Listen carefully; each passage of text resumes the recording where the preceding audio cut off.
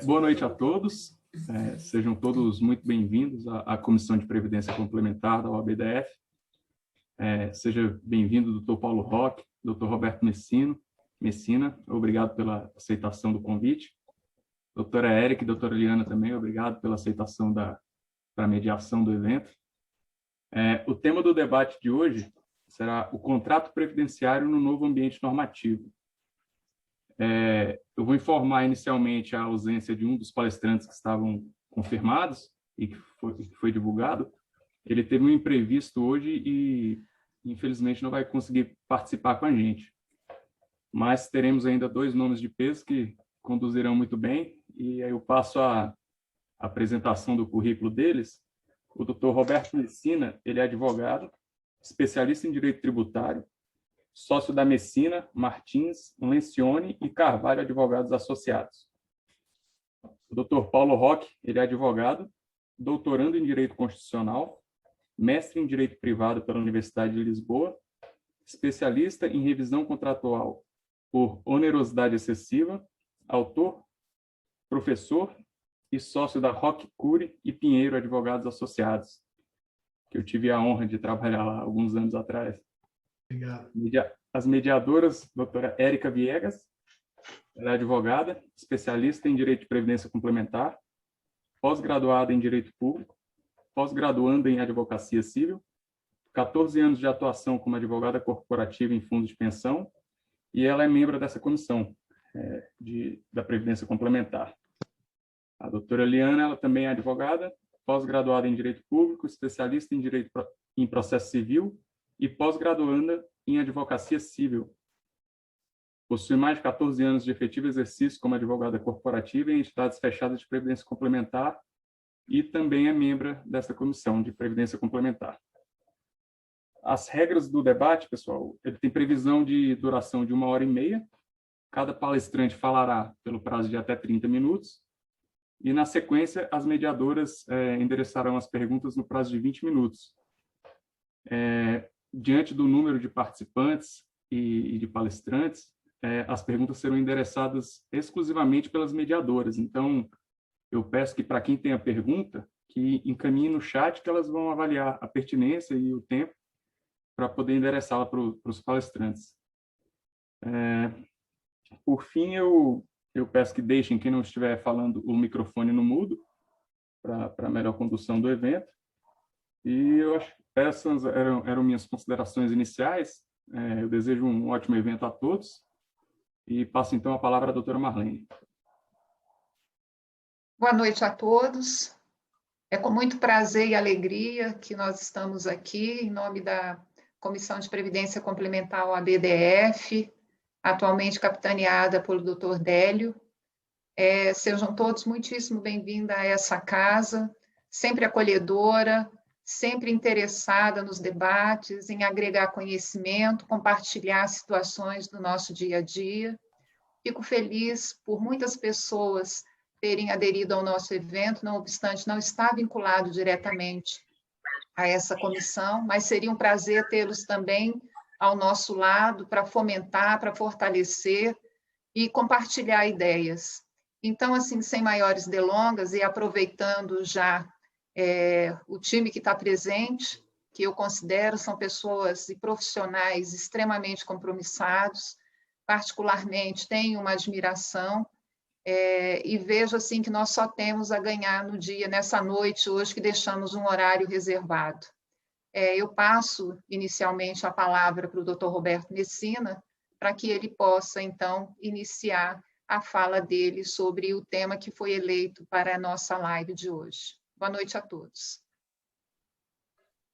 Bom, boa noite a todos. Eu gostaria de aproveitar a oportunidade para fazer o agradecimento pelo convite, por essa oportunidade de estar trocando um pouco de ideias com vocês e lembrando, Marlene, se me permite, já colocando um tom bastante informal aqui nessa nossa reunião, porque é uma reunião em que passamos todos já o dia de trabalho e que não precisamos nos prender mais, eu acho, a tanto formalismo, né, como era no passado, já que somos todos colegas, se não de profissão, pelo menos de segmento, né? E estamos aqui, na verdade, para tentar debater algumas ideias em prol do aprimoramento desse sistema, né, que nós aprendemos a amar e respeitar. E, nessa oportunidade, me vem à cabeça, em primeiro lugar, a importância de iniciativas dessa natureza, da Comissão de Previdência Complementar da OABPREV-DF, da qual você faz parte e organiza, que nós também fizemos aqui em São Paulo, e a gente sabe a dificuldade que existe em relação ao tema, né? Nós não aprendemos isso na faculdade. Nós acabamos aprendendo na faculdade da vida, nas nossas instituições, aprendemos no dia a dia. No passado, não existia quase literatura a respeito de previdência complementar, e hoje é um tema muito mais falado, né? A partir até da constitucionalização dela, através da emenda 20 em 98, as pessoas começaram a acompanhar um pouquinho mais o que é a previdência complementar. Então, iniciativas dessa natureza são sempre bem-vindas, porque a gente vai revisitando temas, né? Essa que é a verdade. O ordenamento jurídico é uma coisa viva. Nós estamos falando aqui no tema de contrato previdenciário nesse novo ambiente normativo, né? E esse ambiente normativo novo traz algumas novidades. Em particular, para nós, do segmento fechado de previdência complementar, através do nosso órgão setorial de regulação, que é o Conselho Nacional de Previdência Complementar, mas também através das casas legislativas, que acho que a gente, todos nós, profissionais que operamos com essa matéria, devemos ter um pouco mais de olhar, um detalhe, porque nesse mundo muito rápido, muito frenético que nós estamos vivendo, às vezes, grandes coisas passam despercebidas, vão ser percebidas lá na frente e a gente vai chegar à conclusão de que, se tivéssemos as percebido antes, poderíamos ter construído caminhos melhores, que fossem mais fáceis de serem seguidos e que propiciassem uma melhoria de todas as relações, em todos os sentidos, fundamentalmente neste ambiente contratual. Então, já começando a falar sobre o tema específico, né, do contrato previdenciário, nesse ambiente normativo, a gente não pode esquecer que nós temos aí um princípio constitucional que fala sobre a legalidade dos atos, né? Então, a Constituição Federal diz que, no seu artigo 5º, inciso 2º, ninguém é obrigado a fazer ou deixar de fazer alguma coisa senão em virtude de lei. E, a partir daí, nós temos a interpretação da doutrina, sobretudo administrativista, né? Peguei como exemplo aqui a professora Maria Silvia Zanella de Pietro, que já, inclusive, foi até palestrante em um dos nossos encontros nacionais de advogados, da Previdência Complementar, e que, reportando o professor Miguel Reale, fala que realmente existem os normativos originários e os normativos derivados. Os normativos originários são aqueles que decorrem de competência estabelecida a órgãos pela própria Constituição Federal. Então, o que nós chamamos são realmente as leis estabelecidas pelas casas legislativas, que são eleitas pela Constituição Federal como porta-vozes da vontade do povo numa democracia, num Estado de Direito como é o nosso estabelecido. E existem os normativos derivados, que são aqueles que usualmente decorrem do exercício da praxis diária necessária à implementação das regras estabelecidas nas leis. Estes derivados têm este nome justamente porque eles não têm a condição de criarem direitos. Eles não inovam na ordem jurídica. Eles apenas complementam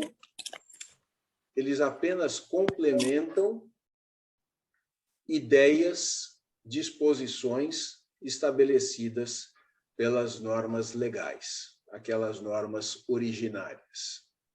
Diz a professora ainda que em alguns sistemas jurídicos é possível se identificar algumas normas que têm a condição de preencher certos vazios, normas administrativas que têm a condição de preencher algum vazio em relação às leis. E ela frisa, na sua obra, que não é o caso do nosso ordenamento jurídico. No Brasil, prevalece o princípio constitucional, realmente, de que apenas da lei decorrem direitos e obrigações. Bom, isso aí é teoria. Na prática, não é exatamente isto que a gente vê, até por uma questão compreensível de necessidade, de dificuldade do estabelecimento do limite entre o que é interpretação além da previsão legal ou do que é interpretação conforme a previsão legal, no sentido de se estabelecer, então, as regras de operacionalização do direito, né?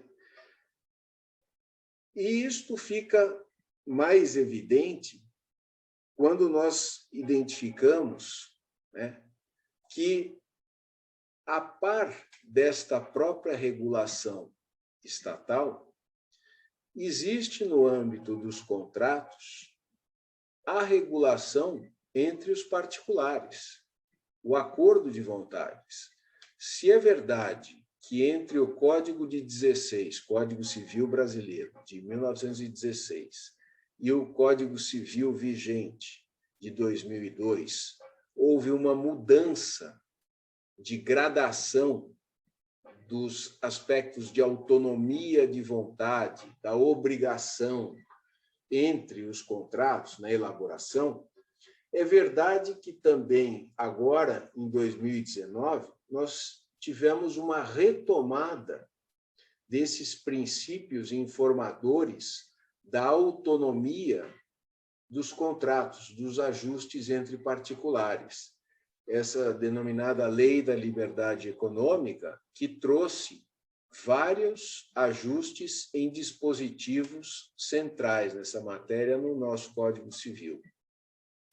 E eu começo por enfatizar os artigos 421 e 421-A do Código Civil Brasileiro, cuja redação eu me permito ler e pausadamente para que vocês consigam entender a gravidade, no sentido de importância, que eu empresto a essa alteração.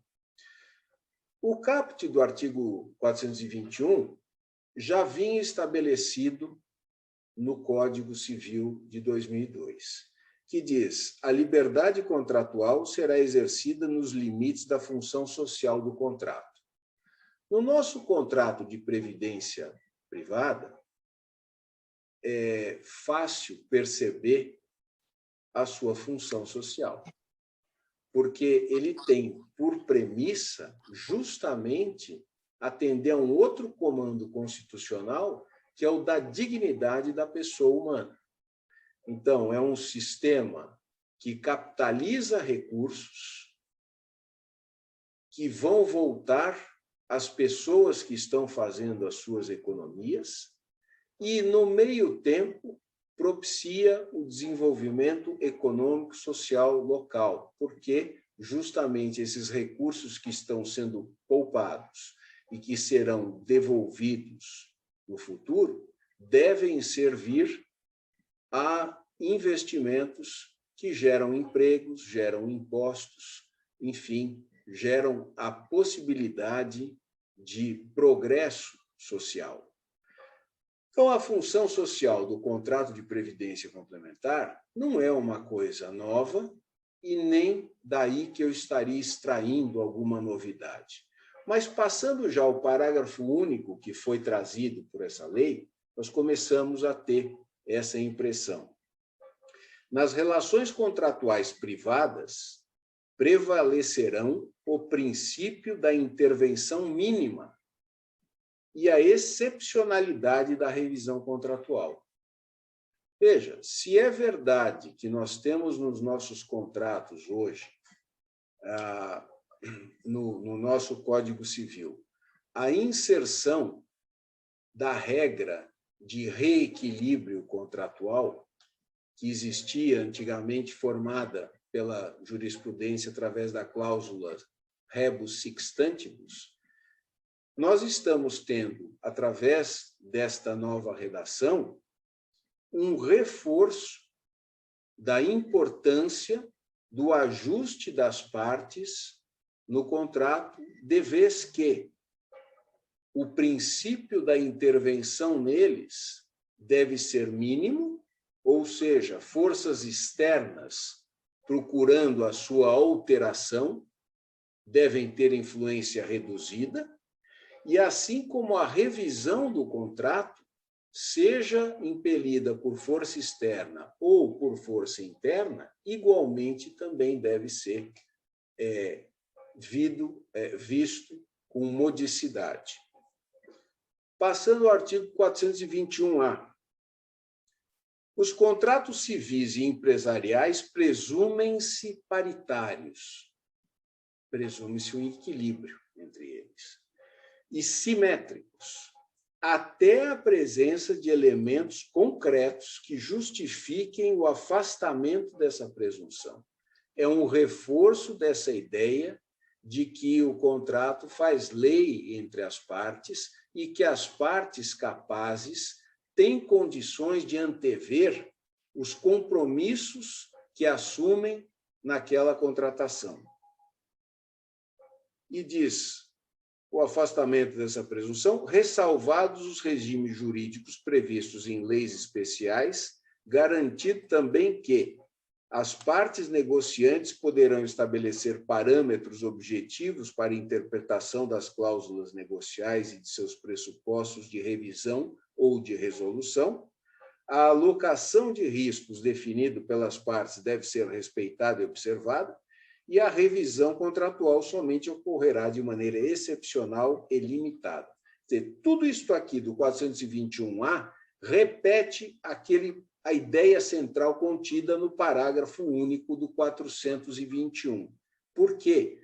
Porque o legislador quis justamente colocar na mão das partes contratantes a responsabilidade pelos seus destinos, de maneira clara. Então, objetivamente, as pessoas que contratam devem saber o que estão contratando, devem avaliar as condições fixadas no contrato e devem perceber que há um equilíbrio, procurar, buscar que haja um equilíbrio entre essas disposições todas. Vindo para a nossa área do contrato previdenciário, nós temos basicamente um regime de acumulação de recursos que propiciará o pagamento de um benefício contratado no futuro. As regras de acumulação, as regras de pagamento desse benefício futuro, toda a dinâmica suporte desse esquema financeiro, que na verdade, no fundo devem estar estabelecidos de maneira clara, de maneira objetiva, de modo que as partes a contratarem, principalmente participantes que ingressam nesse contrato, e a nossa Lei 109 estabelece a obrigatoriedade de serem fornecidas informações claras, transparentes, objetivas a respeito destas circunstâncias do contrato, cálculo de benefício, como é que é feito o sistema de acumulação, como é que é feita a gestão, enfim, da entidade de previdência complementar, tudo isso de forma transparente está previsto no nosso contrato, na nossa Lei 109 e reforçado agora por esta Lei da Liberdade Econômica, que fez essas alterações que eu acabei de ler para os senhores no nosso Código Civil. Bom, qual é a importância disso? Se há um fortalecimento do contrato, eu tenho, por outro lado, que a atividade de previdência complementar ela é regulada pelo Estado. Nunca se questionou que ela seja uma atividade privada, que as entidades todas, independentemente de quem sejam ou da natureza jurídica dos seus patrocinadores, sejam também entidades privadas. Então, nós estamos bem no foco dessa legislação que foi exposta. Mas nós temos um órgão de regulação setorial, ao qual cumpre fixar, como nós vimos naquela ensinança da professora Maria Silvia Zanella de Pietro, regular operacionalmente aspectos não só desses contratos, como também das atividades das entidades de previdência complementar. E aí é que surge, então, uma releitura possível, principalmente a partir dessas alterações legislativas, a respeito da competência ou dos limites de competência desse órgão de regulação. E para trazer um pouco mais de clareza para essa exposição, eu busquei em 3 normativos expedidos recentemente pelo Conselho Nacional de Previdência Complementar, que é o nosso órgão de regulação, aspectos que podem ser contrastados com o que acabei de dizer em relação a essa autonomia que a legislação vem a dar aos contratantes, esta maior autonomia. O primeiro deles está ali na própria Lei Complementar 109, quando fala no artigo 7º sobre a competência do Conselho Nacional de Previdência Complementar em expedir normas que estabeleçam critérios mínimos de segurança, liquidez, rentabilidade para os planos de benefícios a serem instituídos. E que esse órgão regulador e fiscalizador, diz o parágrafo único, normatizará também as modalidades de benefício que nós já temos, né? 3 modalidades de benefício definido, contribuição definida e contribuição variável, assim como outras formas de planos de benefícios que reflitam a evolução técnica e possibilitem flexibilidade ao regime de previdência complementar. Bom, os planos são contratos, não há dúvida a respeito disso. Será que, à luz destes normativos que acabei de citar,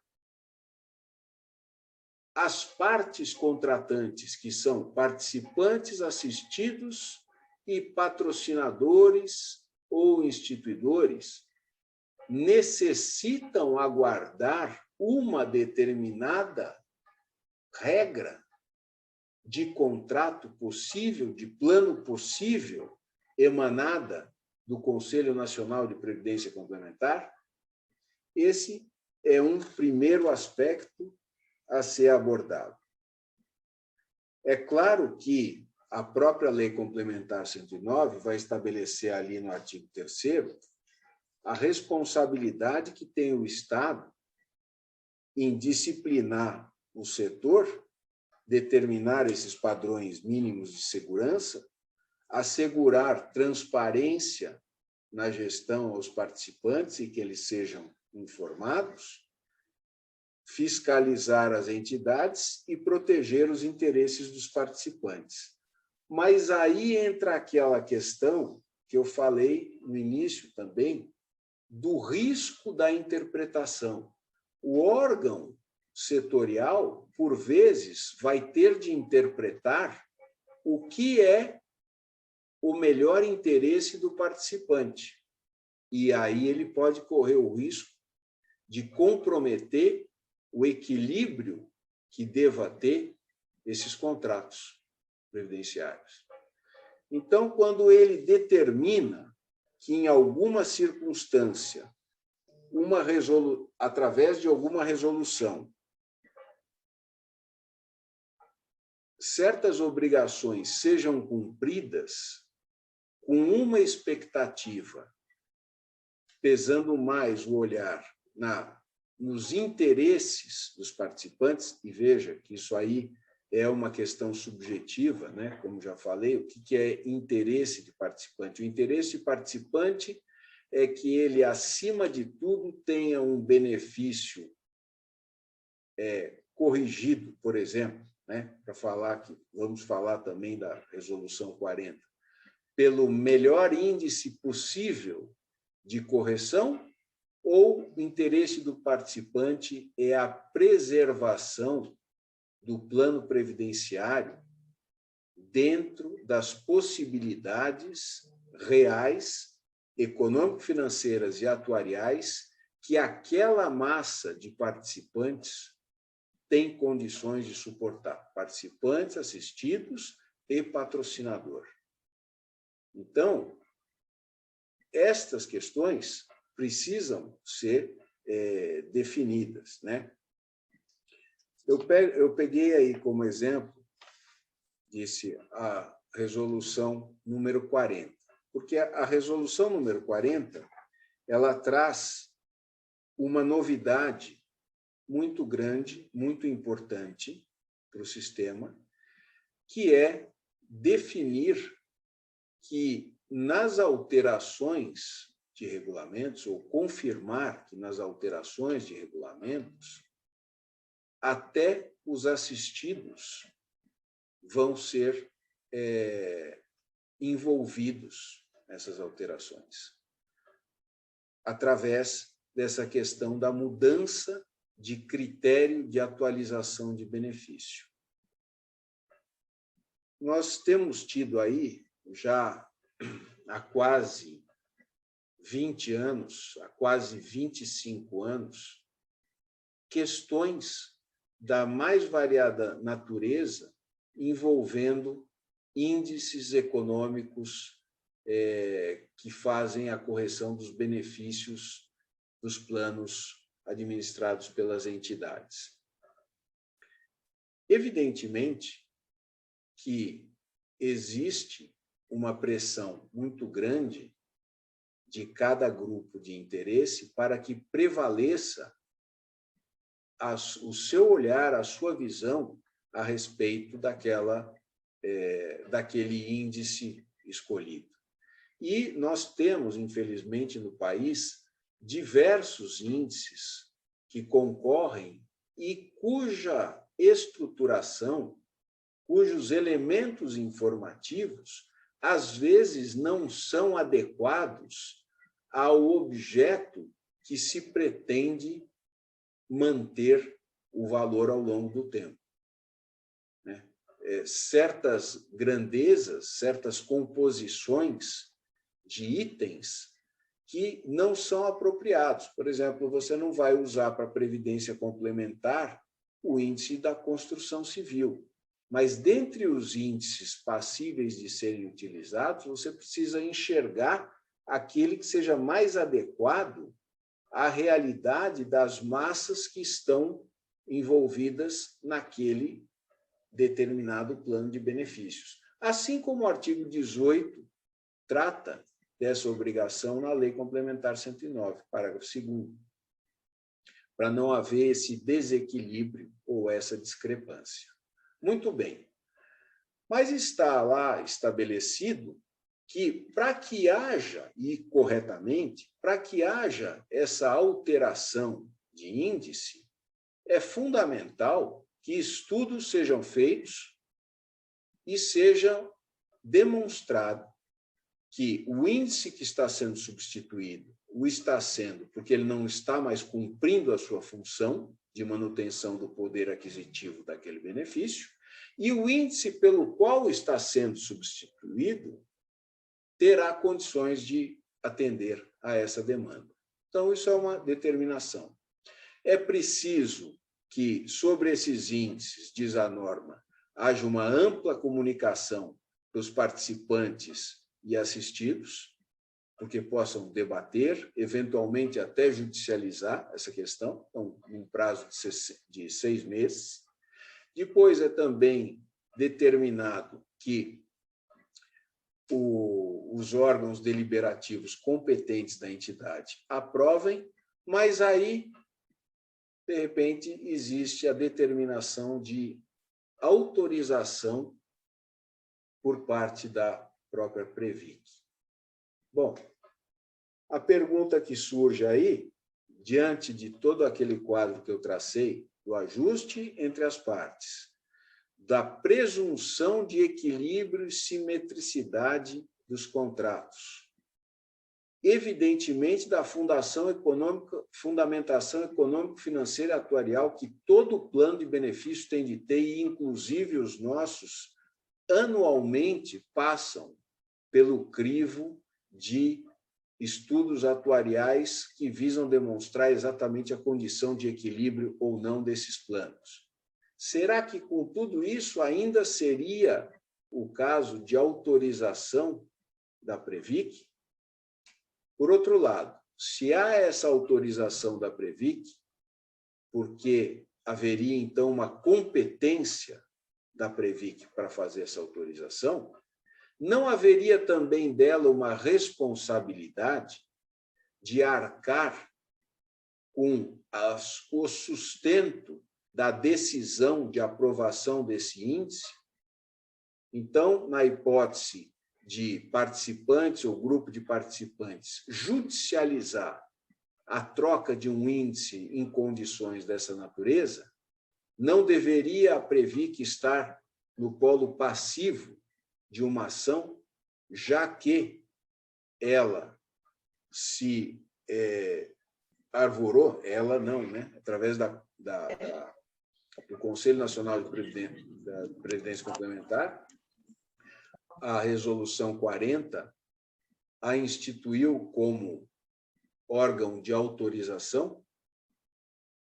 Isso é uma questão que nós precisamos enxergar, porque, por exemplo, e os nobres conselheiros que estão acompanhando a sessão, conselheiros da Câmara de Recursos da Previdência Complementar, doutor João Paulo, doutor Cícero, doutora Marlene, não sei se algum mais está aqui, tem costumeiramente visto que a ação da fiscalização justamente vai promover a autuação daqueles dirigentes ou empregados dos fundos de pensão aos quais supostamente foi atribuída uma competência para deliberar sobre determinada matéria.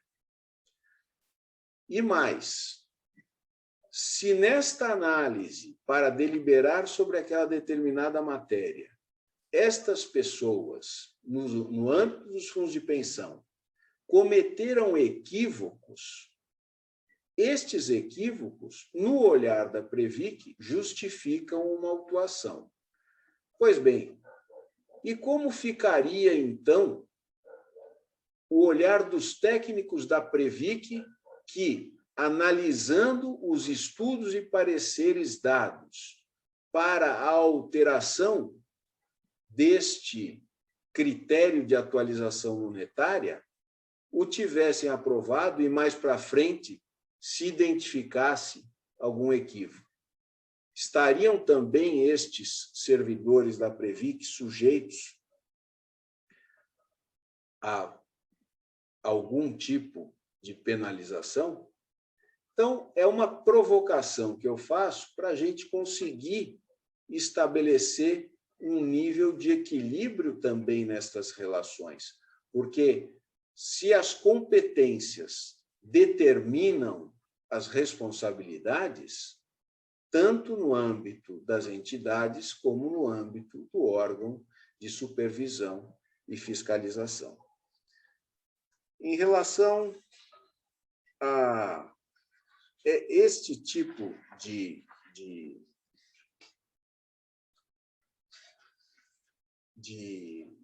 provocação, né, esse tipo de raciocínio, ele é aplicável para todas as outras demais normas que são emanadas destes órgãos normativos.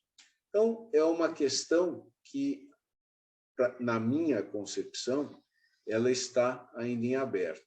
Me parece que, ao mesmo tempo que a emenda constitucional número 103, que abriu o mercado dos planos fechados para gestão de entidades abertas, autorizando ou demandando a reforma do marco regulatório, que foi encaminhada já pelo ministro da Economia para o Congresso, né?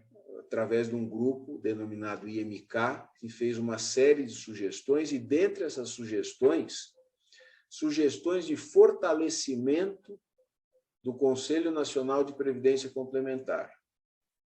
Me parece que, diante desse quadro, esse fortalecimento deve existir, mas, sobretudo, de modo que ele comece a prestar mais atenção na autonomia que a legislação já dá à atuação das entidades fechadas de previdência complementar, e no sentido de robustecer também esta autonomia, identificando que o mercado, para crescer, para fomentar a ideia da previdência complementar, que é uma ideia de proteção, de ampliação da proteção de dignidade humana, para que isso aconteça, me parece que ele precisa, mesmo mais forte, reconhecer essa maior autonomia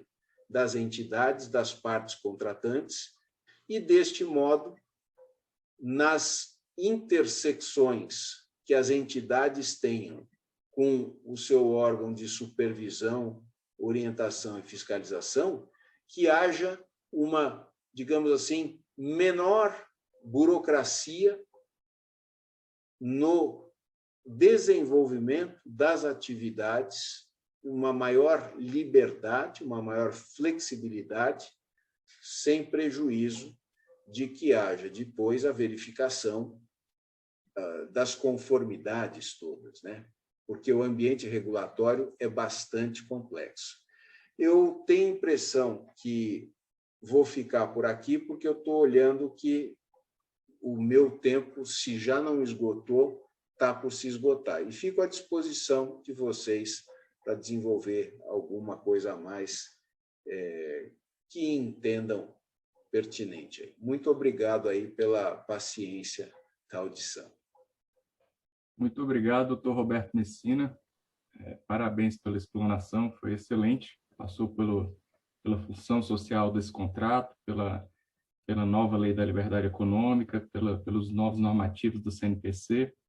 Então, você deu um apanhado geral aí dos normativos aplicáveis às entidades. Eu passo, então, agora, sem mais delongas, a palavra para o doutor Paulo Roque, para a sua explanação, pelo prazo de até 30 minutos. Doutor Paulo. Está no mudo. Muito boa noite a todos. Doutor Roberto Messina, prazer enorme ter acompanhado aqui sua profunda exposição, um tema que o senhor conhece muito bem, milita nele, nessa advocacia técnica que é a segurança de todos quando temos um tema tratado por quem lida com ele, né, nos tribunais, na consultoria, e mostra o pleno conhecimento de causa. Doutora Marlene, muito obrigado por esse convite, Giovanni, todos aqui que nos assistem. Inicialmente, veja o seguinte, o Dr. Roberto Messina Em outras palavras, o que ele fala? Ele fala de segurança jurídica. Quando ele fala que o Estado recorre lá à lei da liberdade econômica para dizer que a intervenção será mínima dos contratos, que esses contratos são enquanto contratos isonômicos no ambiente privado, ele está dizendo, e a própria lei da liberdade econômica diz que a revisão será excepcional, e esse é o termo que me compete aqui, saber da aplicação da teoria de previsão aos planos previdenciários. Me chamou muita atenção essa lei. Porque essa lei fala absolutamente o que sempre foi. Nunca uma revisão contratual foi ordinária. Nunca. Essa revisão, ela sempre foi excepcional. Os artigos que a ela se reportam no Código Civil, 317, 478, 479, 480, todas elas falam em excepcionalidade, porque se você pode rever um contrato a qualquer tempo, e o contrato da Previdência Fechada, evidentemente, é um contrato, e como o contrato está sujeito a essas regras da revisão excepcional, você, na verdade, vai criar um ambiente de insegurança jurídica enorme. Entretanto, perguntaram a Napoleão uma vez, como é que eu faço com minhas leis? Ele falou assim, o problema não são só as leis. O problema é quem vai interpretá-las. São juízes que vão interpretá-las. Aí que você tem que estar atento. Quando eu falo, eu estou terminando meu doutoramento em Direito Constitucional no IDP, muita gente fala de ativismo judicial, mas não cita um julgado que, para mim, é a máxima do ativismo judicial. Está ligado exatamente ao direito previdenciário, da Previdência Fechada, que é o julgamento do RE 639-138, que o ministro Fachin estabeleceu a tese de que não pode fazer a diferenciação de benefícios entre homem e mulher na Previdência Fechada, mesmo que na verdade, se aposente, entre aspas, mais cedo para se capacite mais rápido, mais cedo para receber os benefícios. Quando o Dr. Roberto Messina estava falando, e esse julgado? Que é mais intervenção no domínio, no conteúdo do contrato que um julgado desse porte, com todo respeito às mulheres. Não estamos aqui nada de sexista, absolutamente nada. Nós estamos falando de segurança jurídica. A tese é politicamente adequada, bonita, mas nós estamos falando de direito. Estamos falando de direito. Quem vai pagar essa conta? Então, o plano é dele. O plano, na verdade, com todo respeito, né, eu vejo isso como uma manifestação clássica do ativismo judicial. O grande problema da segurança jurídica, hoje, é o ativismo judicial. O ativismo judicial que está no Supremo, está nos tribunais, está na primeira instância, onde o poder de interpretação é confundido. Você não tem mais o juiz como boca da lei. Claro que não tem. E não pode ter em pleno século XXI. É importante, eu escrevo muito sobre direito do consumidor, meu livro está na 7ª edição, totalmente atualizado.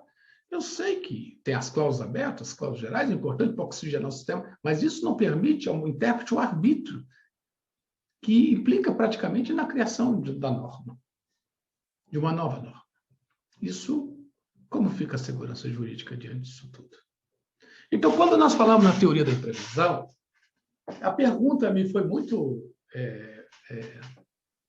provocativa, porque pergunta, não é aplicável para falar sobre a inaplicabilidade da teoria da imprevisão à previdência complementar.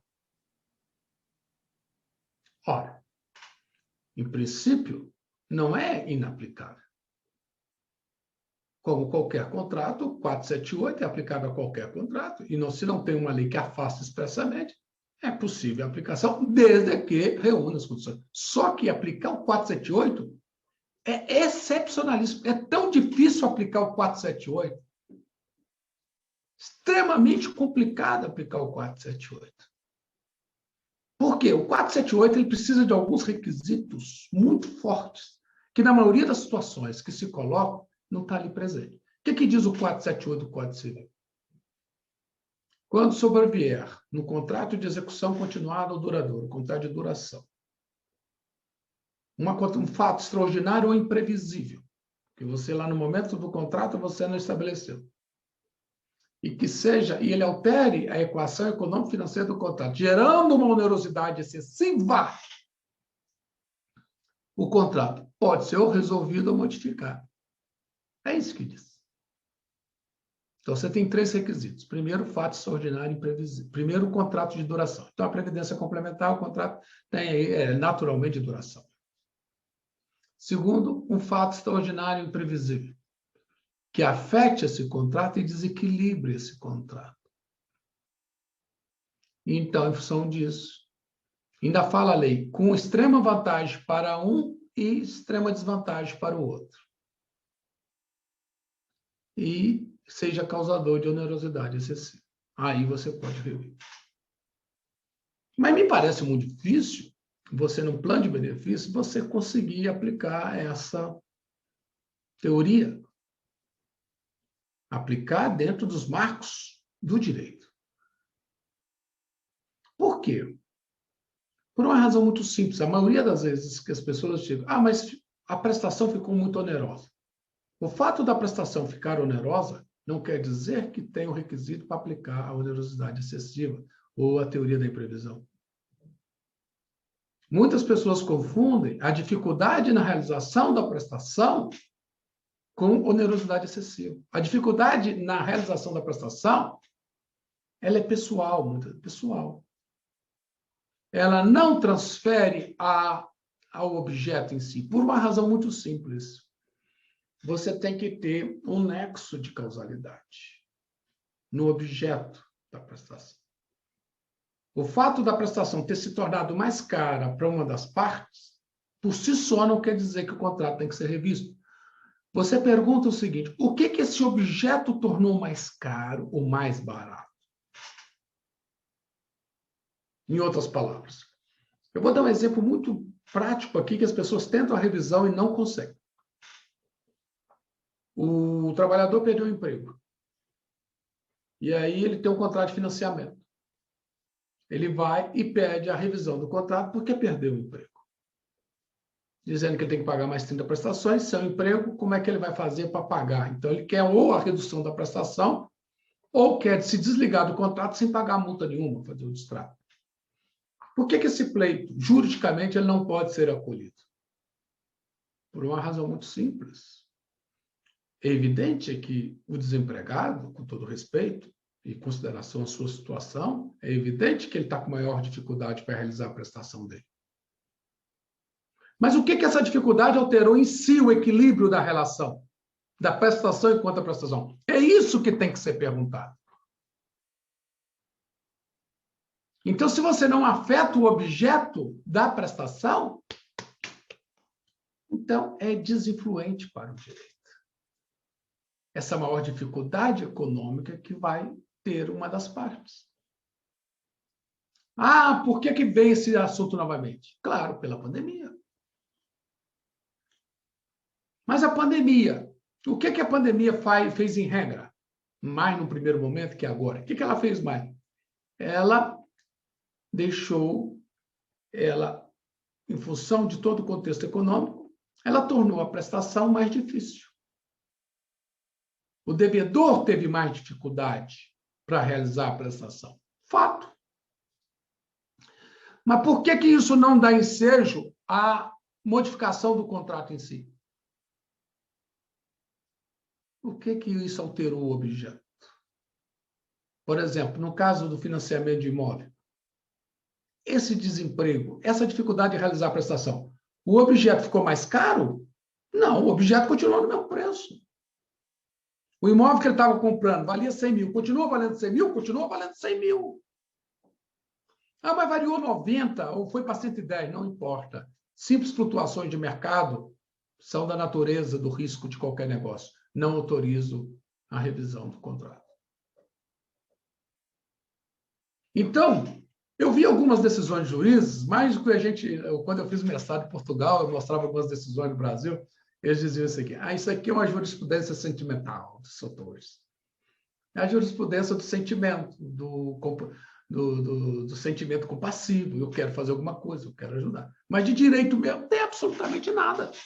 Isso é pura, e, aliás, é o contrário, é uma insegurança jurídica muito grande.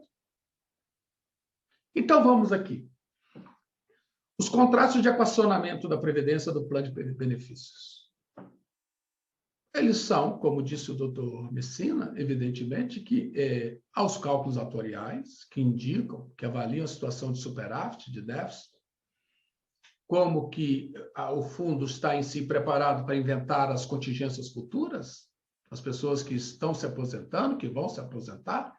Esse equilíbrio atuarial ele tem que ser permanentemente avaliado pelo fundo e ainda sob a supervisão da Previc.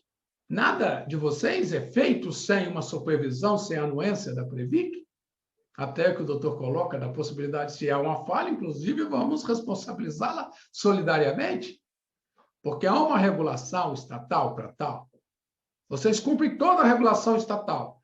E, no fundo, na avaliação desse plano de benefícios, evidentemente, pode entender que ao superávit, se é por 3 anos seguidos, você tem que implicar na afetação da própria contribuição do participante. Se você tem um déficit, quem vai equacionar esse déficit? Os participantes. O plano de equacionamento estabelece isso, o próprio artigo 22 da Lei Complementar 109 deixa isso muito claro.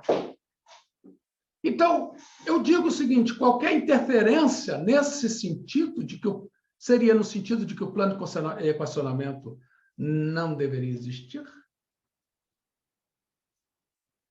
Vamos imaginar que essa previsão não existisse na Lei da Previdência Complementar. Vamos imaginar. Se essa previsão, por quê? Nós temos hoje no Brasil 2 institutos que tiram muita força, tiram muito a necessidade de acionamento da teoria da imprevisão. Muito mesmo. Primeiro instituto é a correção monetária. Quando você não tinha correção monetária, a todo momento você recorria à teoria da imprevisão para realmente reequilibrar os contratos. Com a correção monetária, isso esvaziou muito. E por isso, nos contratos, tem hoje, todo contrato privado tem lá a previsão da correção monetária, que não é obrigatório, mas, evidentemente, as partes estabelecem. Então, aquilo que as partes preveram, ou seja, a imprevisão é quando você não estabeleceu a previsão, aquilo que as partes preveram é exatamente para evitar uma situação de lacuna numa situação futura de desequilíbrio contratual. Então, a correção monetária. E a própria lei da Previdência Complementar, a própria lei Complementar 109, ao estabelecer os planos de equacionamento, ela está, na verdade, permitindo o equilíbrio permanente do contrato. Vamos imaginar se não existisse. Aí era o caso, sim, da Previdência, da entidade de Previdência, ela sim pedia a revisão. Mas a lei preveu exatamente para evitar esse tipo de situação que gera estresse entre as partes, que gera conflito entre as partes. Numa outra situação, dos empréstimos feitos pela entidade de Previdência aos beneficiários, aos participantes. Nesse contexto, pode-se aplicar a teoria da imprevisão? Aqui com muito mais certeza, não.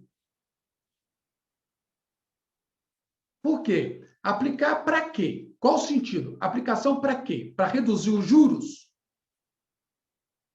Situação do juro não tem nada a ver com fato superveniente, ela tem a ver com o momento que você contratou. Quando você contratou, você já sabia os juros que você ia pagar. Então, é uma situação não de onerosidade excessiva superveniente, mas de onerosidade excessiva originária, que é do Instituto próprio da lesão, que está no artigo 156, 157 do Código Civil, e no Código de Defesa do Consumidor está no artigo 6º, inciso 5º. A revisão em função de prestações desproporcionais ou que em função de fatos supervenientes. A segunda parte é a teoria, entre aspas, da imprevisão ou da onerosidade excessiva. A primeira é da lesão. E o que o STJ já decidiu? Se o juro ele está dentro da média de mercado, ainda que ele seja elevado, não pode ser revisto. Quanto mais os juros cobrados por uma entidade de previdência fechada dos seus participantes. Ah, mas ele está com mais dificuldade em função da pandemia. Isso é fato. Mas a dificuldade do devedor na realização da prestação, ela não permite o acionamento da imprevisão, da teoria da imprevisão. Então, pergunta. Mas, o Paulo Roque, tem havido aí algumas decisões que mandam rever.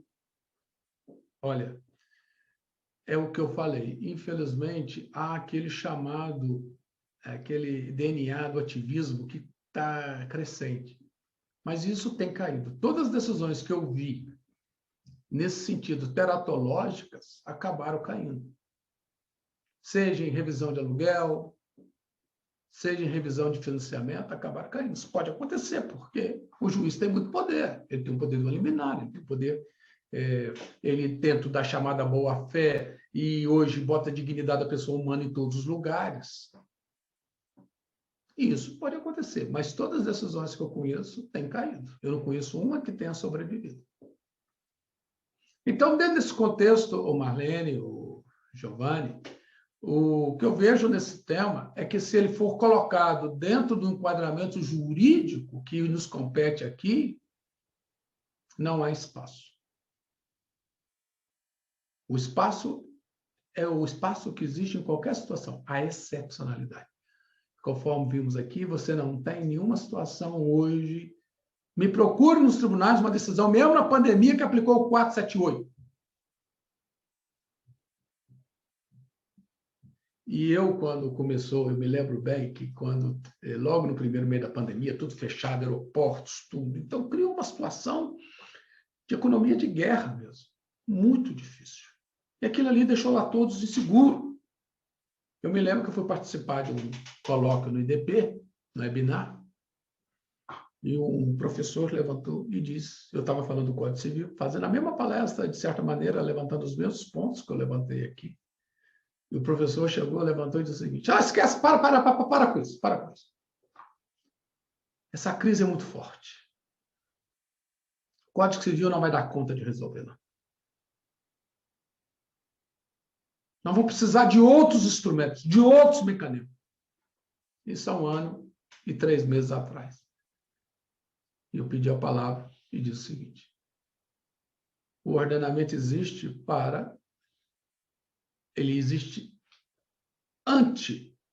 anterior ao conflito, exatamente para prevenir o conflito. Ele existe antes da crise, ele não existe na crise, porque a legislação na crise é casuística. É arbitrária, ele existe antes da crise, exatamente para prevenir o conflito, para prevenir a crise.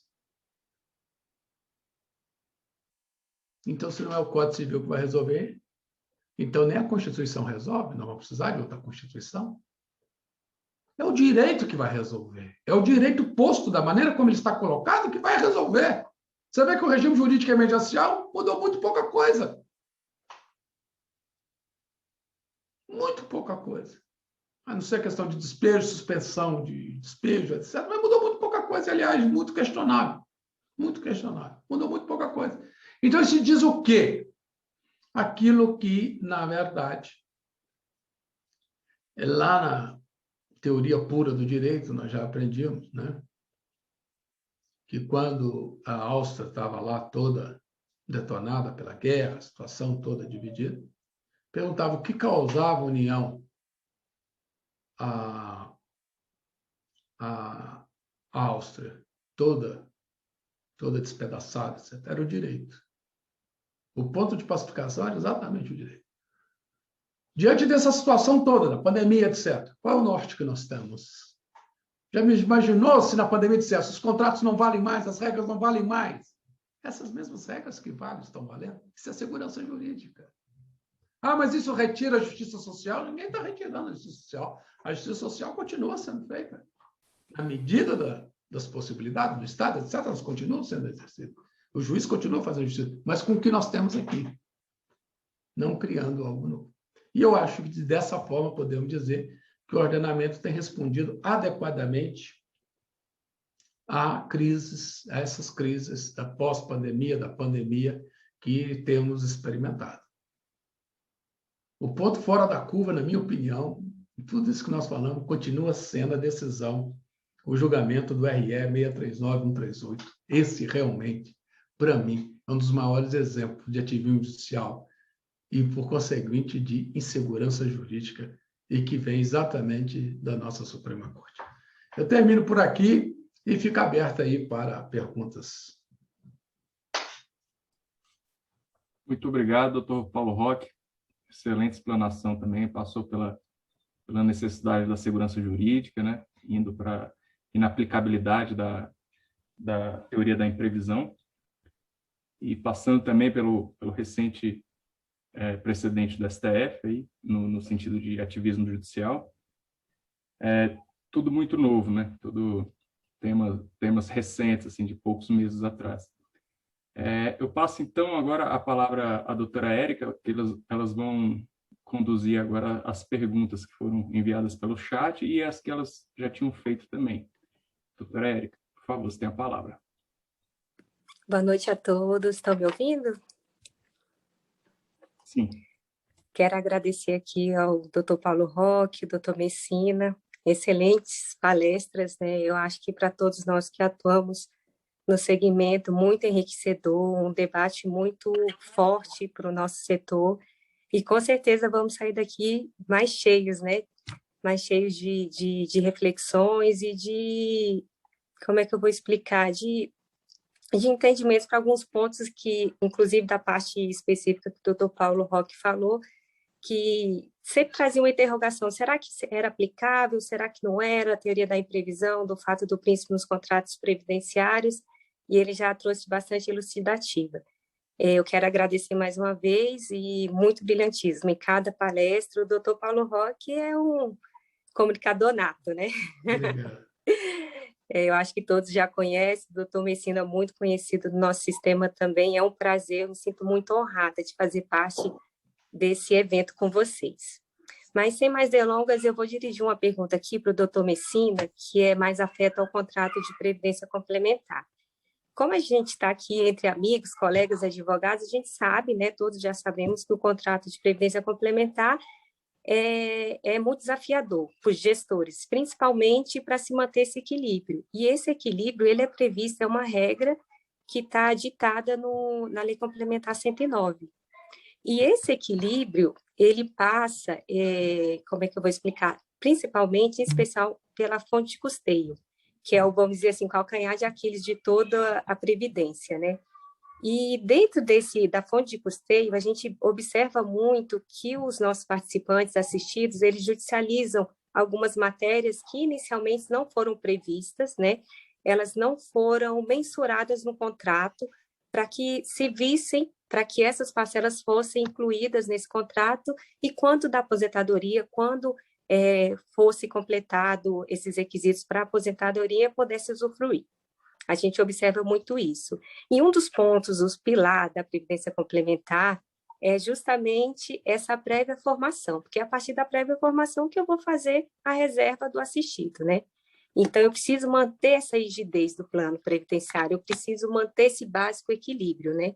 Então, minha pergunta fica mais ou menos, fica nesse sentido. Eu queria ouvir do doutor Messina o que ele acha dessa judicialização excessiva que a gente verifica, principalmente sobre temas que para o judiciário já foram respondidos, já foi dado uma resposta sobre parcelas, temas que devem ser afastados do contrato previdenciário, né? E o que a gente vê? Até o STJ, como ativista, como bem o doutor Paulo Roque colocou, ele editou algumas teses para a gente em temas bem que é comum no nosso segmento, que estipa de vez toda dúvida que surgia, que se tinha sobre a inclusão ou não de verbas não previstas.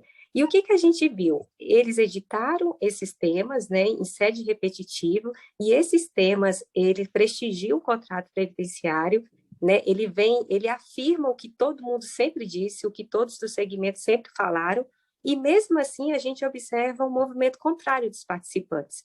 ao invés de frear o acesso, né, do judiciário, eles estão entrando cada vez mais com essas demandas e com objetos que o STJ já disse que não seriam passíveis de inclusão no contrato previdenciário após essa fase, nessa fase mais madura. Por quê? Porque não teve o prévio custeio. E eu queria entender um pouquinho, enxergar como é que o doutor Messina vê essa movimentação, como ele vê essa judicialização excessiva.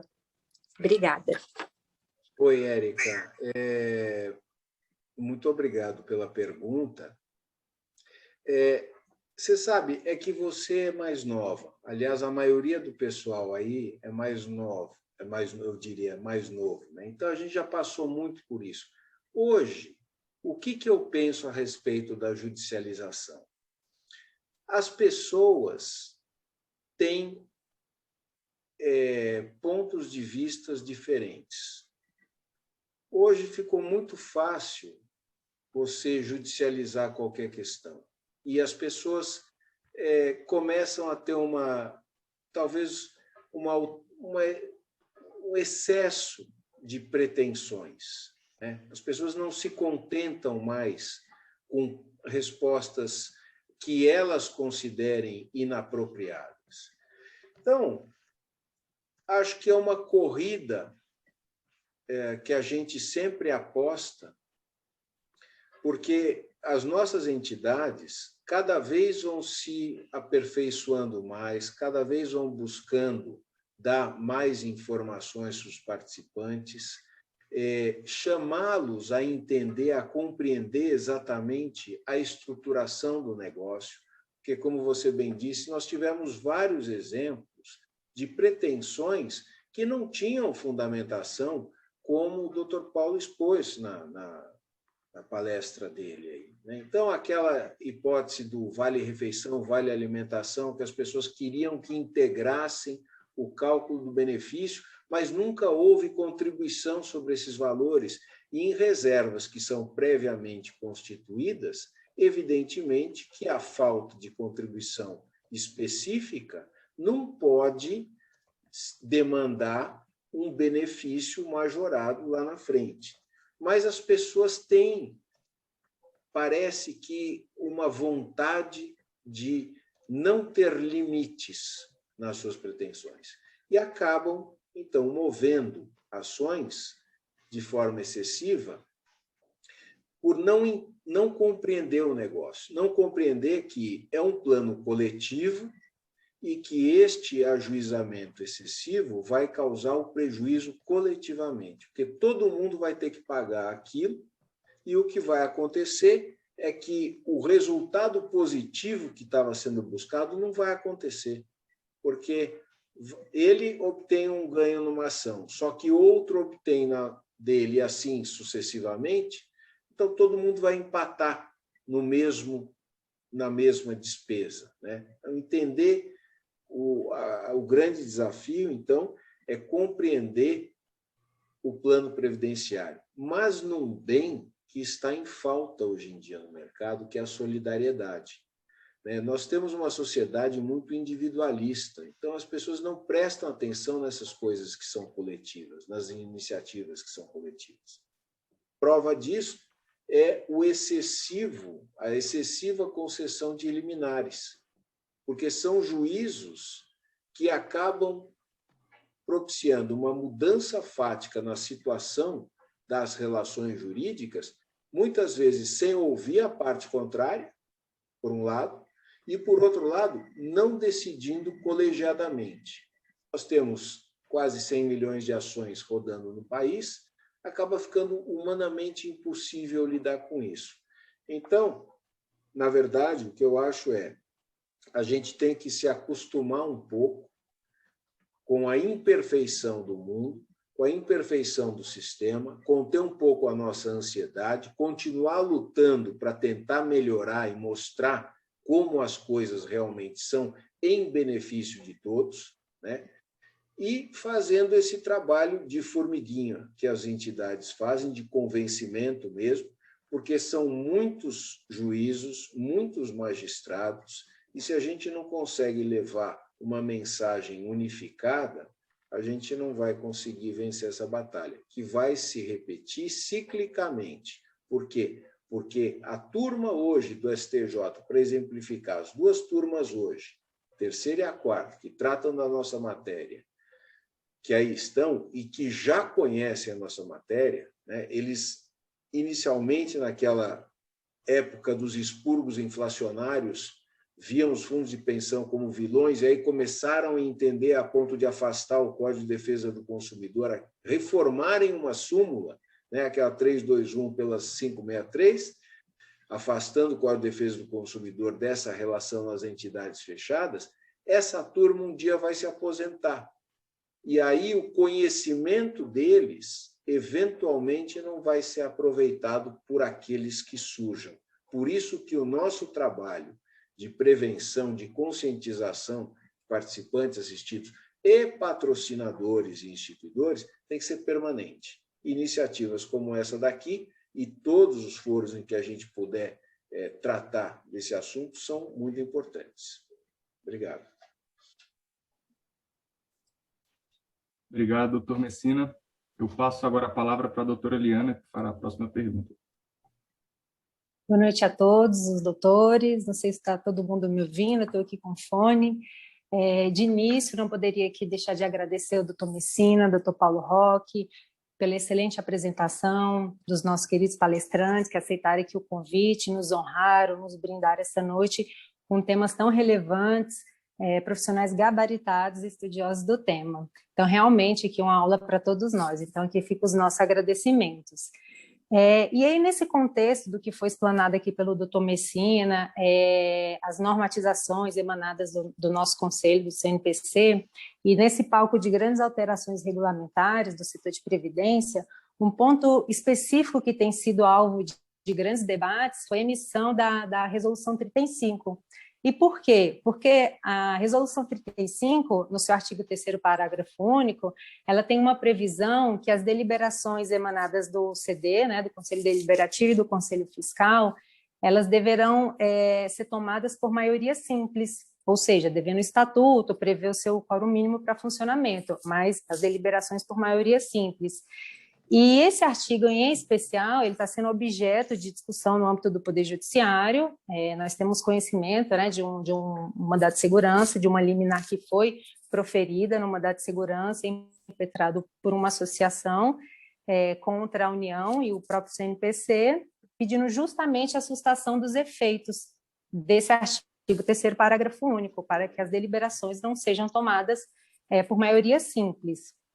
E dentro desse contexto, doutor Messina, a pergunta que a gente gostaria de fazer para o doutor é o seguinte: como é que o doutor enxerga, caso essa decisão, enfim, seja confirmada, ou seja, que essas deliberações não poderão ser tomadas por maioria simples, e se o doutor enxerga algum possível conflito aparente de normas entre o que está disposto na Resolução 35, a disposição e as deliberações por maioria simples, e o estatuto das entidades que têm um quórum diverso, por exemplo, um quórum qualificado. Então, seria aqui essa nossa pergunta inicial, e fica aqui já os nossos agradecimentos. Muito obrigada.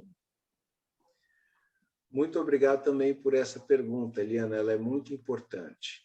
Eu não tenho conhecimento exato do teor dessa decisão liminar e também do questionamento da associação.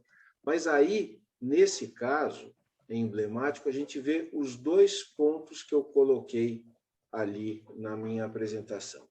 O primeiro é o princípio da legalidade, né? Porque realmente esta disposição que está sendo questionada, ela não consta da Lei Complementar 108 e também não consta da Lei Complementar 109. Estaria isso dentro da autonomia, da liberdade de organização das estruturas ou não? Porque a 108 só vai falar sobre o voto de qualidade que é assegurado ao presidente do Conselho Deliberativo, que, por sua vez, é indicado pelos patrocinadores. Já houve no passado até discussão se a indicação, do jeito que estava escrito o dispositivo, era mesmo dos patrocinadores ou se seria dos participantes assistidos também, né?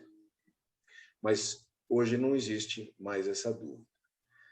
E a segunda colocação é justamente aquilo que eu falei, né? No dizer da professora Maria Silvia Zanella de Pietro, não cabe a uma norma dessa hierarquia, que é uma norma administrativa, emanada aí do Conselho Setorial, não cabe a ele alterar ou criar uma regra onde não há espaço para regulamentação. Nesse sentido, é que eu acho que nós vamos ter que ter um afinamento de entendimento aí do Conselho Nacional de Previdência Complementar, porque me parece que forçar essa obrigatoriedade de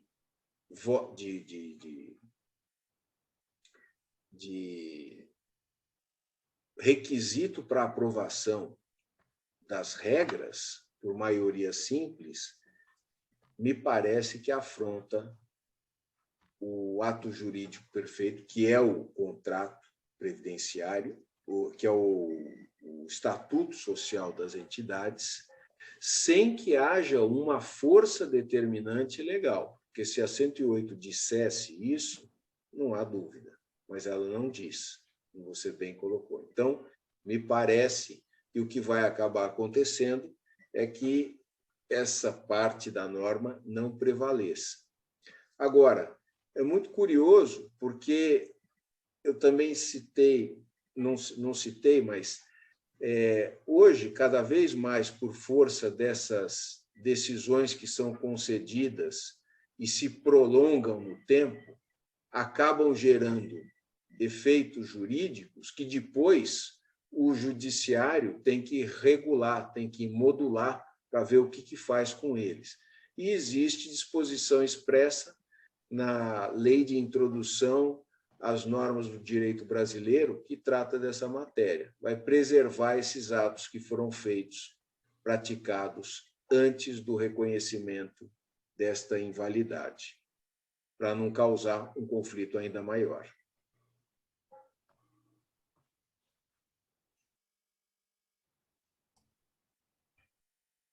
Érica, vai fazer a próxima pergunta? Nós temos aqui uma pergunta direcionada aqui para o Dr. Paulo Roque. Mais uma vez aqui fazendo os nossos agradecimentos ao Dr. Paulo Roque, trouxe o tema de forma muito clara, muito ampla, muito objetiva, nos brindou nessa noite com um tema tão esclarecedor. Então, fica aqui novamente os nossos agradecimentos. Vocês estão ouvindo? Desculpa, não sei se vocês estão ouvindo um barulho, mas dá para me escutar? Dá, né? A pergunta que nós vamos fazer aqui nesse momento é sobre os planos de equacionamento. Por quê? Hoje, infelizmente, é uma realidade que é vivida, né, no âmbito de várias entidades, notadamente a FUNCEF, que desde 2016 tem instituído os seus planos de equacionamento, as contribuições extraordinárias, em razão do descasamento entre o ativo e o passivo previdenciário. Como se sabe, a implementação de um plano de equacionamento ela é decorrente de um imperativo legal, uma norma de ordem cogente, obedecendo o que está disposto no artigo 21 da Lei Complementar. Então, eu vou aqui fazer diretamente aqui a pergunta que nos foi dirigida.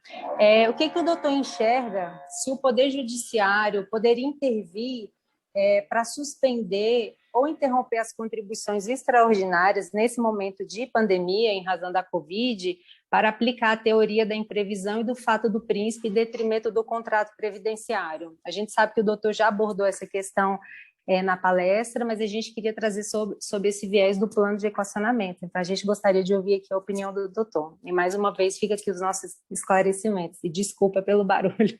Não, muito obrigado, Liana, aí, pela sua pergunta. É o seguinte, né?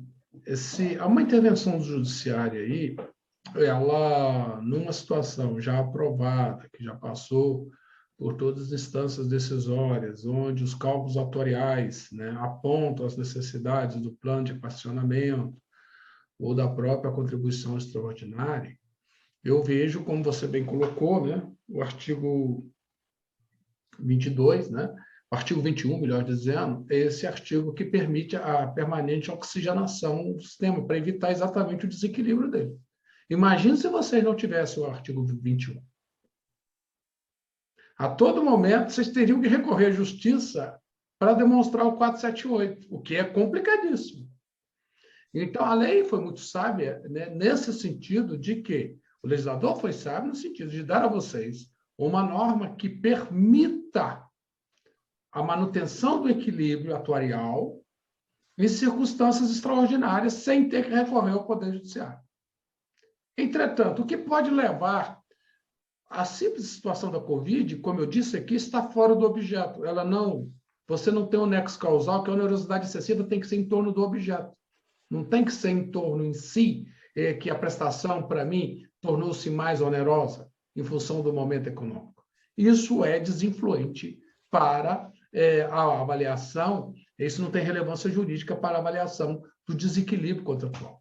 Isso existe dificuldade, eu posso ter dificuldade econômica para realizar a prestação, mas eu tenho que ter ali um contrato fruto da autonomia da vontade, evidentemente que se puder haver essa intervenção toda vez que há uma maior dificuldade econômica na realização da prestação, evidentemente todos os contratos estariam paralisados. E como diz o doutor Messina, evidentemente esse contrato submete às regras gerais do direito contratual. É contrato, né? Então, agora, pode eventualmente as premissas, se eu estou dizendo que tem déficit, e a ação que pede intervenção prova que não há o déficit, aí eu estou falando uma situação muito difícil, aí é evidente. Quer dizer, a premissa, eu acionei de forma inadequada o equacionamento. Então, se não tem déficit e a ação pode demonstrar isso, pode, é aberto. Né? O direito de ação, como diz o doutor Messina, né? E hoje, entre nós com essa quantidade de advogados que existe no Brasil, temos mais advogado que o mundo inteiro, mais faculdade de direito que o mundo inteiro, então, evidentemente, vamos todos para o judiciário. Mas isso não quer dizer, né, evidentemente, que a partir do momento que o autor compete os ônus da prova dos fatos constitutivos que alega, ele pode demonstrar isso? Pode demonstrar. Da mesma maneira também que internamente a própria entidade ela tem que buscar os responsáveis por eventuais déficits.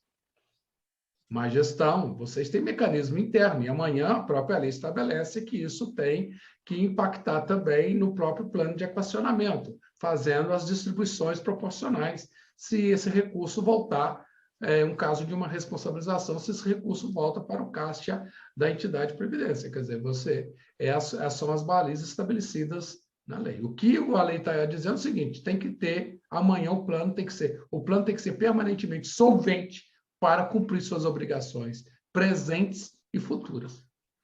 Então, nesses termos, eu acho que é muito difícil, né? Eu acho que pode ter algum juiz aí concedendo a liminar, pode, eventualmente, nós temos decisões para tudo no Brasil, não é verdade?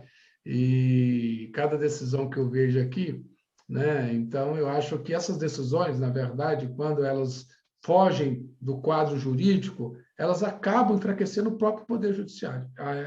O Poder Judiciário se fortalece quando ele se protege da arbitrariedade. Se ele próprio se protege de decisões arbitrárias. Isso, na minha opinião, seria uma decisão arbitrária, porque dentro daquilo que os portugueses chamam de jurisprudência sentimental. Todo respeito, no primeiro momento tem o teu apelo, mas, evidentemente, sem as balizas para aplicação. E quando o próprio artigo 21 dá as balizas para essa revisão permanente, para evitar exatamente o colapso do plano, né, eu vejo que pode acontecer, mas decisões como essa que tem acontecido têm caído em seguida nos tribunais. Muito obrigada, doutor Paulo Roque. Mais uma vez aqui a gente agradece a presença aqui do doutor. E eu vou passar a palavra agora para a doutora Érica, que ela tem uma pergunta para direcionar. Doutor Paulo Roque, na realidade, eu estava olhando aqui, essa pergunta chegou do chat, mas nem é uma pergunta, é uma reflexão que eu gostaria que o senhor, se puder, lógico, nos brindar com seus conhecimentos e comentários, são altamente pertinentes. Eu vou pedir licença para ler.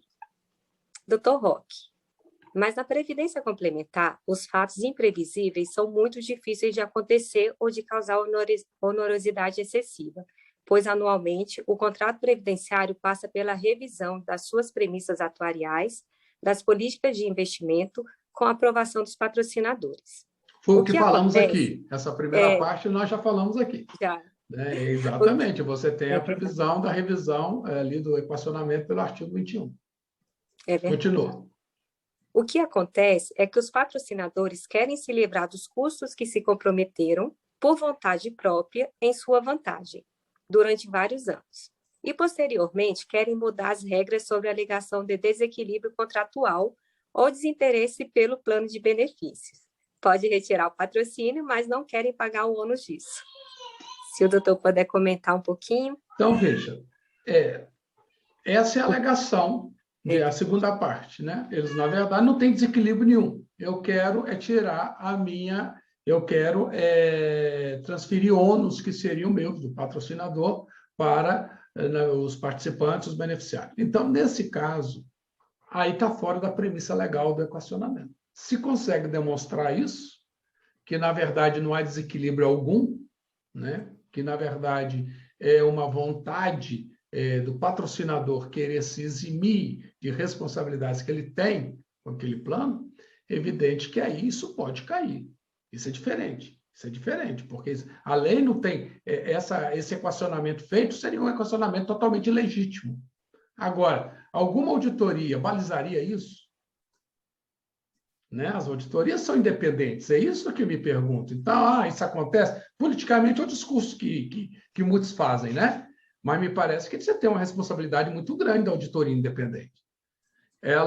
Como é que ela vai testar? Isso tudo aprovado pela Previc. Como é que ela vai, na verdade, validar algo, um desequilíbrio que não existe? Só por uma vontade do instituidor, só por uma vontade do patrocinador? Então, eu vejo essa hipótese também muito, embora politicamente seja algo permanentemente exposto, né, falado, eu vejo que algo desse sentido não passaria pela Previc. Tá sem som. Desculpa. Não passaria, não passa. Constantemente passa. Retirada de patrocínio e modificações regulamentações estatutárias que nem a FPC pede para mudar, a Previc obriga a mudança. Aproveita-se de um eventual pedido de uma mudança para impor outras mudanças sob a alegação de harmonização com a lei, e que, quando, na verdade, é como o doutor Messina diz, não é a lei, é uma interpretação do momento. A última interpretação que a política governamental quer para o contrato previdenciário. Então, o que ocorre, na verdade, é isso. E a última coisa que tem no sistema é o participante. O participante não é um participante, ele é um participado. Ou seja, nenhuma decisão no âmbito da FPC ou nenhuma decisão no âmbito da legislação ele é tomada com uma vontade das partes. A vontade do participante não existe na relação previdenciária nunca, seja na origem, seja a posteriori. O participante é um mero detalhe, como diz a Zélia Cardoso de Mello. O senhor me desculpe, mas o participante é um mero detalhe em tudo que está aí e é visto, inclusive, com maus olhos pelo próprio sistema, pelas próprias entidades e pela própria Previc. O participante é o último a ser considerado nesta relação contratual, que relação contratual não se trata. Inclusive, quando no que diz respeito à contribuição, a contribuição é regulada pelo patrocinador. O patrocinador prefere fazer acordo com os sindicatos, dar benefícios extrasalariais, exatamente para que não haja contribuição sobre várias rubricas salariais que ele paga, mas que ele sempre vende a ideia de que ele dá uma previdência complementar e, quando a pessoa se aposentar, vai ganhar exatamente o que ganha, o que se torna uma grande mentira ao final da relação contratual. Então, é isso que mais ocorre e que depõe contra a confiança do sistema, e as pessoas preferem, de fato, hoje, fazer negócio com um banco do que participar de uma EFPC, justamente por causa disso. Ô, doutor João, mas o senhor não tem que me pedir desculpa para fazer sua consideração, não. Isso é evidente, é absolutamente legítimo. O que eu coloco aqui, isso pode existir, existe, eu conheço bem meu país, eu sei que às vezes as coisas vão numa direção, é para ir numa direção e vão em outra. Agora, a questão objetiva que foi perguntada, eu respondi, é que o desequilíbrio é um fato. O desequilíbrio tem que existir. Não. Se ele foi eu não que fiz existe, a pergunta, foi eu que fiz a colocação, doutor Roque, foi eu que fiz a colocação, porque, na verdade, os desequilíbrios acontecem pela posição dominante da patrocinadora nos conselhos e que impõe as suas vontades, e depois, lá na frente, os problemas acontecem exatamente na hora de calcular o benefício. Entendi. Agora eu só entendi melhor a sua pergunta. Mas o desequilíbrio é um fato. Não é? Então, essas outras situações, evidentemente, como é que você vai pedir uma intervenção do judiciário nessa? Agora, se o desequilíbrio não existe, aí é outra situação. Aí abre espaço, assim, para a intervenção do judiciário. Mas você não tem que pedir desculpa, não, doutor. Nós somos advogados e advogado tem que fazer o debate. Obrigado, doutor João, pela participação. Érica, tem mais alguma pergunta? Tenho sim. Tem um comentário lá no nosso chat também, e eu vou pedir também as considerações aqui do doutor Messina. É sobre a resolução CNPC 40, doutor Messina. Tá assim: fere os direitos adquiridos dos participantes. Não falo de direitos acumulados, mas sim de direitos adquiridos por quem já está em gozo de benefício previdenciário. Aí, se o doutor puder falar um pouco sobre a questão aqui do direito adquirido, pelo que eu estou interpretando, seria os assistidos e os elegíveis. Passo a palavra para o doutor.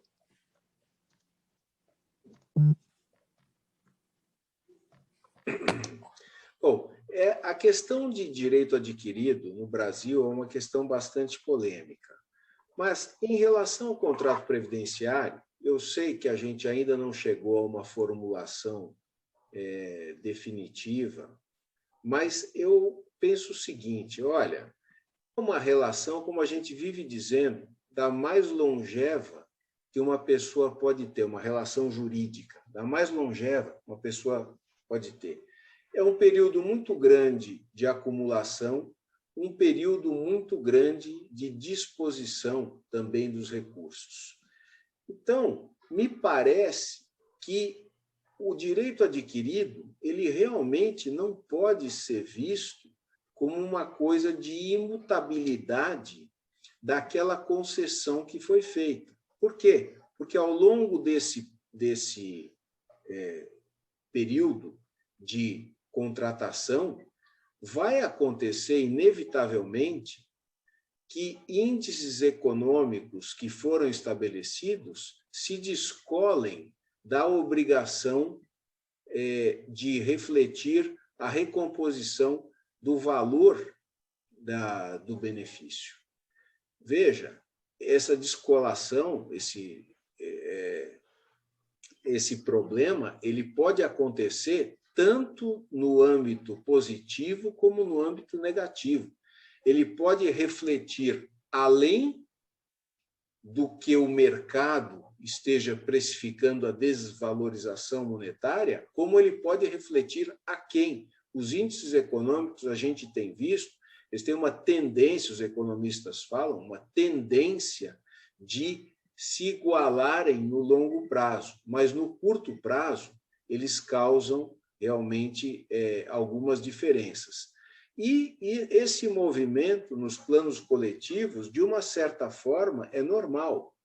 Tem pessoas que, às vezes, resgatam as suas reservas antes de conseguirem o benefício, num determinado período em que os ativos rentabilizaram menos. Elas vão sair com um valor menor do que outras pessoas que saiam num outro momento. Então, o que a gente precisa, e nesse sentido eu acho que a norma foi feliz, porque ela deu 6 meses para os debates entre as partes envolvidas, o que a gente precisa é tentar discutir esse assunto de uma forma desapaixonada.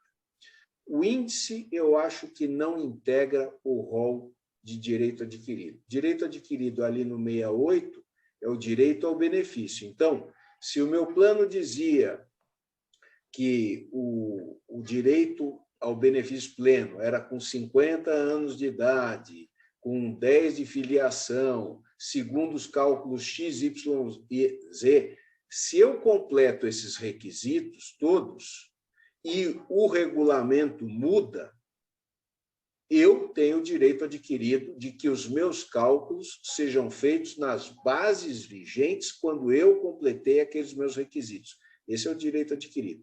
Depois que eu sou assistido, passei a receber lá o meu benefício. Meu benefício tem um índice de reajuste X, tá certo? Esse índice se descola até dos índices que remuneram os investimentos que geram aqueles recursos para pagar o meu benefício. É possível fazer essa discussão. Aliás, na vida ativa do trabalhador, é comum, e era muito comum, que os índices econômicos negociados nos contratos variassem em cada período, né? Você não tinha assim, o sujeito entrava na empresa, num determinado setor da atividade econômica, se elegia um índice de reajuste do salário dele e esse índice prosseguia a vida inteira em que esta pessoa estivesse empregada naquele setor, naquela empresa, por exemplo. Isso não acontece, né? Precisam ser avaliados determinados fatores. Claro que não é possível que você faça essa mudança em curtos períodos de tempo, porque aí você não terá condição de fazer a avaliação, mas através de estudos sérios e técnicos, em que as pessoas estabeleçam as premissas, né? As pessoas, eu digo, os interessados, eu acho que é possível, sim. Doutor Messina, doutor Messina, o senhor me Pois desculpa, não, mas daí Paulo. o senhor me desculpa, mas daí nós não temos fundo de pensão, nós temos Montepio, que fizeram a mesma coisa, né? Nunca corrigiram benefícios, e hoje tem gente recebendo 1 centavo, 2 centavos, 5 centavos de benefício, porque não tinha correção. Então, isso não pode acontecer com os benefícios dos fundos de pensão, porque seria uma lástima, e principalmente porque o participante e o assistido, eles não participam de nenhuma decisão nesse sentido, de nenhuma discussão, de absolutamente nada que possa lhes convencer de que aquela mudança regulamentar é necessária. E a minha experiência tem demonstrado que quando os participantes, de uma maneira ou de outra, através das suas representações, seja de uma associação ou seja de um sindicato, participam da discussão da norma junto com o patrocinador, junto com a entidade fechada, normalmente nós não temos muito menos descontentes. Segundo lugar, temos muito menos judicialização. Terceiro lugar, nós temos muito mais participação e transparência nas decisões. Então, é isso que nós temos que lutar, para que aqueles que são afetados sejam efetivamente os que devem compreender a necessidade da norma e a mudança da norma, e não que ela seja imposta de fora, seja o participante elegível, seja o participante, o assistido, muito mais ainda, porque o assistido está em casa, sentado no sofá, esperando que aquilo que lhe foi prometido a vida inteira e pelo qual ele lutou a vida inteira vai ter que acontecer. E somente um fator extraordinário, em que ele compreenda, não ele individualmente, mas como a categoria dele, compreenda como um fato que precisa de uma intervenção da própria entidade ou do próprio mudança do regulamento, para que todo mundo tenha a sua segurança e o plano tem a sua solvência, a sua solvabilidade garantida. Mas não é isso que regularmente acontece nas entidades. É por isso que se reclama contra o voto majoritário, ou seja, o voto de Minerva, e também contra as decisões por maioria simples, que, como o senhor mesmo disse, é uma inovação por parte do CNPC. Não, perfeito, doutor João Paulo. Eu só acho que na resolução 40, essa imposição não vai ser possível, assim, de uma vontade sem a consulta de todos os interessados, porque tem duas coisas aí: a necessidade desses estudos que demonstrem que o índice que está saindo tem uma razão plausível para sair e o que está entrando não vai causar perdas para as pessoas, né? Isso é uma necessidade de demonstrar. Por exemplo, hoje em dia nós estamos falando da substituição do IGP, dos IGPs. O que se diz é que esses índices, principalmente o GPDI, o governo não lança nenhum tipo de ativo de investimento lastreado nesse índice. Então, portanto, as entidades não têm como atingir a meta atuarial bancada por esse índice se não consegue ter produtos que sejam rentabilizados pelo mesmo índice. Então, aí a procura de algum que substitua, mas que, evidentemente, que vai ter que demonstrar a sua adaptação à formação da cesta de necessidades dos assistidos. Então, isso aí é um requisito da norma. O segundo requisito da norma é que, durante o período em que serão discutidos esses índices, haja plena informação de participantes assistidos, inclusive com esclarecimento desses porquês. Esse porquezinho aí que eu acabei de expor, de descolamento, né, seria fundamental para convencimento, porque senão o que vai acontecer é que vai haver judicialização. E nessa enormidade de juízos que nós temos, com certeza, algum ou alguns darão liminares e darão decisões e a coisa vai ficar mais complicada. Então, eu tenho a impressão que, evidentemente, isso demanda um amadurecimento maior de todo mundo, mas que esse amadurecimento, eu acredito, virá de todas as partes envolvidas. Obrigado, doutor Messina. Nós já vamos encaminhando agora para o encerramento, já passamos um pouquinho do horário programado. Eu vou passar, então, a palavra para a doutora Marlene, mas antes eu queria agradecer pela excelente exposição do doutor Messina e do doutor Paulo Roque, pela mediação da doutora Érica e da doutora Liana. O evento foi de altíssimo nível, nós tivemos mais de 60 participantes, até agora estamos com 41. Então, assim, teve bastante participação, o tema bem, como vimos, bem acalorado, né? Como é um debate, foram apresentadas diversas posições e contrapontos, e isso é importante para o debate, né, para a evolução, visões diferentes de órgão regulador, de participante, de advogado de fundo. Então, foi um debate muito rico. É uma pena que o tempo seja finito, mas a gente marca outros encontros para continuar essa conversa. Obrigado também, doutor João, pela sua participação. Eu passo, então, doutora Marlene, com a palavra para o encerramento. Obrigada, doutor Giovanni. A nossa proposta, eu vejo que ela surtiu o seu efeito. Era para suscitar realmente as facetas que existem e as posições que nós temos, tanto de presente, passado e o que vai haver também para o futuro. Previdência complementar nunca foi um tema pacífico, né? E nós estamos verificando gradativamente uma evolução. Eu não posso dizer que é positiva ou que é negativa, mas que ela acontece e está aí na pauta do Poder Judiciário é inegável. Vejo que o doutor João, extremo apaixonado pela matéria também, com as posições que sempre fazem a diferença dentro de um debate, ela também merece as suas reflexões.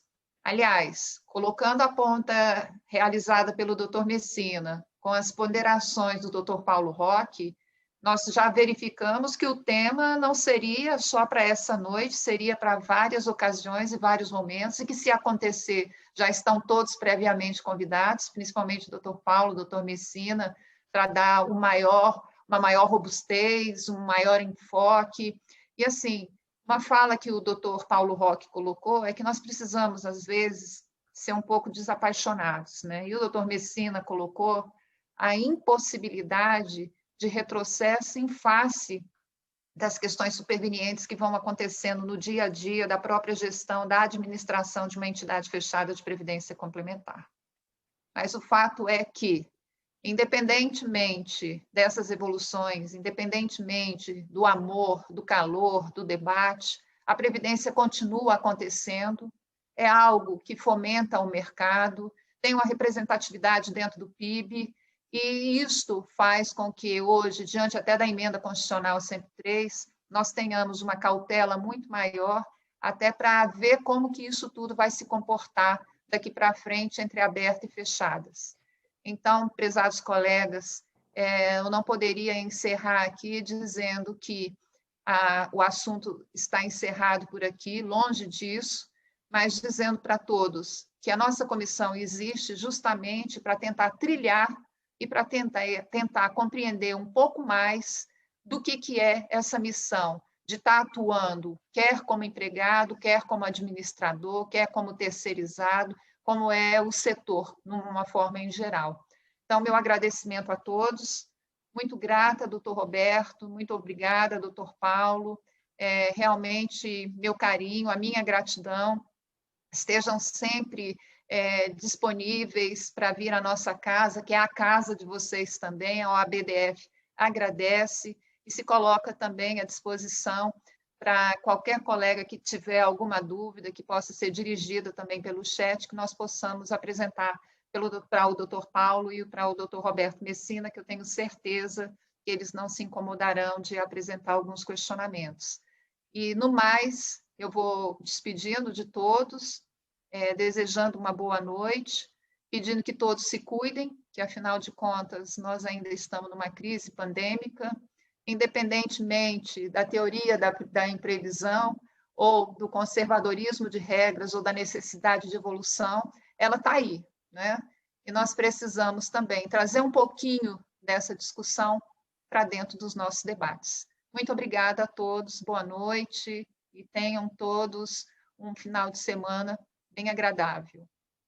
E Marlene, depois eu queria que você sorteasse um livro meu sobre revisão dos contratos por onerosidade excessiva para os membros da comissão. Vai ser um prazer, doutor Paulo. É só o senhor fazer chegar os meus cuidados, que eu tenho certeza que todos os participantes aqui estão ávidos pela sua leitura, pelo seu... É um livro que eu fiz com muito carinho e hoje ele é muito citado nos tribunais. Eu fiz, na verdade, uma pesquisa que eu fiz em Portugal. E eu fico muito feliz de ver todos os envolvimentos de todos vocês aí até essa hora, aí, 40 participantes, chegamos a mais de 50, debatendo o direito, né? Porque o direito ele se faz com debate. A solidão é péssima para o direito. O direito sem o outro, ele fica triste, ele fica seco, né? Sem graça. O direito precisa desse encontro, desse debate, mas deixando bem claro, a política na política, o direito no direito. Então, cada um no seu lugar, nós vamos fazer muito bem, que o melhor que o direito pode prestar, ele não vai prestar homenagem à justiça sacrificando a segurança jurídica. E nem vai valorizar a segurança sendo profundamente injusto. O equilíbrio que é fundamental. E esse debate nos faz cada dia mais conhecedor e sabendo que os planos de previdência, né, a maior garantia deles é o quadro técnico dos seus jurídicos. Evidentemente, eu conheço vários, conheço bem da FUNCEF, conheço da FACEB, conheço de outros fundos de pensão. Se os jurídicos fossem, né, pelo grau de capacidade de cada profissional que integra o jurídico desse, é uma segurança, na verdade, para os próprios beneficiários do sistema, sabendo que ali tem olhos atentos a tudo. Os parabéns. Mas o direito apaixona, viu? O direito apaixona. Não dá para ser advogado sem ser apaixonado. Não, sempre motivado, sempre apaixonado. Isso. Mas você não será, não prestar um bom serviço à causa se colocar a emoção no lugar que a razão tem que existir. Porque aí vamos todos chorar e não vamos resolver o problema. Exato. Doutor Paulo, eu coloquei meu e-mail no chat, quem quiser participar do sorteio, porque como a gente não tem o contato de todos, pode ser que ótimo. O sorteado eu não vou ter o retorno dela. Então, eu mandei o e-mail e aí até amanhã a gente faz o sorteio. Todos tá no chat, aí vocês podem me mandar que amanhã... Só não pode a doutora Laila ganhar, tá? Que ela já tem, tá bom? Mas eu quero, eu vou participar. Quero fazer a citação nas minhas peças processuais e nas minhas consultorias. Se eu não ganhar, eu compro. Se eu não ganhar, eu compro. Pode Eu ter acho certeza. que o livro que eu tenho é da primeira edição, tá, irmão? Acho que o livro é da Ó, primeira. tá Doutora vendo? Laila, Tá vendo? Vai por conversar favor. com o advogado, tá vendo? Doutora Laila, por gentileza, nada de querer furar a fila. Os mais velhos têm prioridade.